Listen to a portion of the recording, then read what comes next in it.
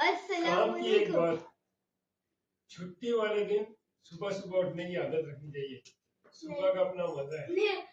घर के वो काम जो आपके पेंडिंग पड़े, जो कि आपको करने होते हैं, वो खुद करने की कोशिश करें और बच्चों को उसमें इन्वॉल्व रखें, ताकि बच्चों के अंदर शऊर आए और वो भी अपना काम करने की आदत करने लें और सुबह सुबह उठ के एक माहौल बने और एक टीम वर्क भी डेवलप हो, एक लीडरशिप आए। तो ये चीजें जो है ना, आप जैसे जैसे बच्चों को गेटिंग इन्वॉल्व करेंगे अपने साथ साथ, तो बच्चों की जो है ना पर्सनैलिटी ग्रूम होगी, इनके अंदर लीडिंग स्किल इनकी सामने आएगी। तो जैसा कि आप देख रहे हैं, ये लोग जैसे बैठे अपना सुन रहे हैं और ये कुछ सोच भी रहे हैं। कोई भी नहीं सुन रहे। नाना ने चेयर को उल्टा बना दिया।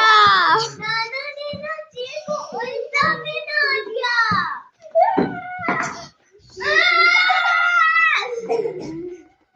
Subscribe to Slay Shine Films. Subscribe to Harun Metaverse. काम की एक बात, कभी भी चेयर को उल्टा मत बनाएगा, वरना तो कोई भी बैठेगा नहीं उसके ऊपर। नाना अब अल्लाह हाफिज कर रही हूँ मैं।